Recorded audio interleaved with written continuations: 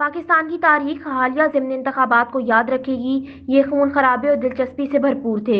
کراچی میں گولیاں چلیں، ڈسکا میں 2 بندے مارے گئے، چھوٹے سے شہر میں فائرنگ کرنے والے دھندناتے پھرتے رہے، جیسے تیسے ووٹ پڑ گئے۔ جب گنتی کی باری آئی تو مزاح سے بھرپور، ایسے لگ رہا تھا جیسے رات 11 بجے سلاٹ میں کوئی مزاحیہ پروگرام چل رہا ہو۔ این اے 75 کے 20 سے زائد پولنگ اسٹیشنوں کا عملہ ہی غائب ہو گیا۔ 11 گھنٹے کے بعد اچانک اکٹھا آر او کے پاس پہنچ گیا۔ وجہ پوچھی تو پتہ چلا کہ دھند تھی۔ تحریک انصاف کو بری شکست ہوئی۔ سندھ پنجاب میں تو ہاری ہی ہاری، خیبر پختونخوا میں تو اپنی جیتی ہوئی سیٹ چھن گئی۔ اپوزیشن کو گھر میں گھس کر مارنے کا نعرہ بھی مل گیا۔ ضمنی انتخابات اور ان کے نتائج نے ایک ماحول بنا دیا۔ یہ ماحول حکمران جماعت کے لیے اچھا نہیں۔ آج کل پی ٹی آئی وزراء کے چہروں پر پریشانی بھی نظر آ رہی ہے۔ اس ماحول میں کوئی اپ سیٹ ہو جاتا ہے تو یہ پی ٹی آئی کے لیے بالکل اچھا نہیں ہوگا۔ اپ سیٹ کے بعد ہلچل مچ جائے گی۔ بحث یہ ہے کہ وزیراعظم کا شو آف ہینڈ پر اتنا اصرار کیوں ہے؟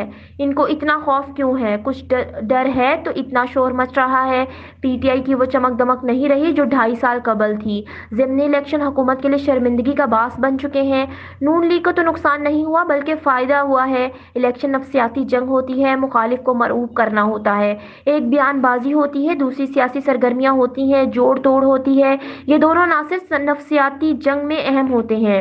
ضمنی انتخابات کا سینٹ سے براہ راست کوئی تعلق نہیں، لیکن نفسیات کا تعلق ضرور ہے۔ کوشش دونوں اطراف سے ہے کہ ہم جیت جائیں، وہ ہار جائیں۔ اس وقت نفسیاتی طور پر اپوزیشن کا پلڑا بھاری نظر آتا ہے۔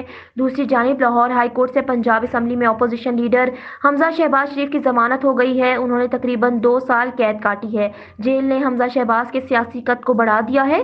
حمزہ شہباز کا مریم نواز سے سیاسی تجربہ کہیں زیادہ ہے۔ کیا وہ مریم نواز کی زیر قیادت سیاست کریں گے؟ شہباز شریف کی ضمانت پر رہائی خارج از امکان نہیں۔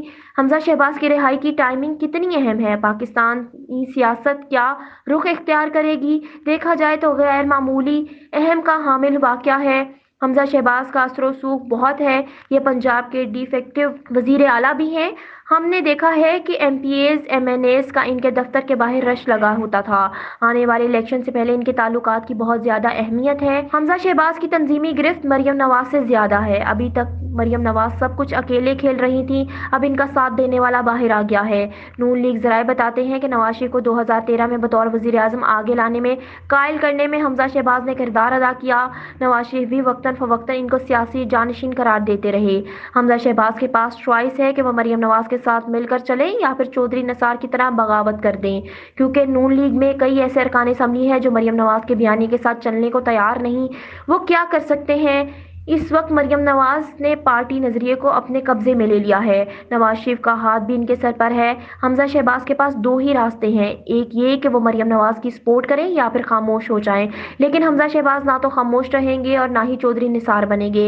شہباز شریف یا حمزہ نے پارٹی ٹیک اوور کرنی ہوتی تو پہلے ہی کر لیتے۔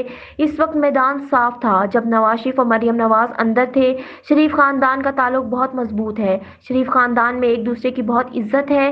ان کے آپس میں 100 اختلاف بھی ہوں تو ان کی بدن بولی سے کبھی بھی نہیں لگے گا کہ کوئی اختلاف ہے۔ ایک مثال ہمارے سامنے ہے کہ جج ارشد ملک کے حوالے سے پریس کانفرنس میں شہباز شریف نے بیٹھنا چاہتے تھے، مریم نواز کے کہنے پر ان کو بیٹھنا پڑا۔ اب دیکھنا یہ ہے کہ ایک نیام میں 2 تلواریں رہتی ہیں یا نہیں۔ میرے خیال میں حمزہ شہباز پنجاب کو دیکھیں گے اور مریم نواز مرکز میں رہیں گی۔ اگر مریم نواز دوبارہ سے گرفتار ہوتی ہیں تو پھر بھی پارٹی میں کوئی فرق نہیں پڑے گا۔ مریم نواز نے اپنے آپ کو پارٹی میں منوا لیا ہے، ایک بار پھر پارٹی کو زندہ کیا۔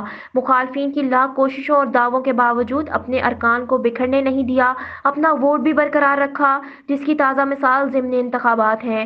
غور کیجئے تو نون لیگ کا ڈی این اے تبدیل ہو گیا ہے۔ احتجاج اور دھرنوں کی سیاست سے دور بھاگنے والی نون لیگ اب جارحانہ پارٹی بن چکی ہے۔ اب ٹھنڈا میٹھا بیانیہ نہیں چل سکتا۔ تلواریں ایک ہی نیام میں رہیں گی، لیکن چلے گی وہی جس میں مخالفین کو کاٹنے کی صلاحیت ہوگی۔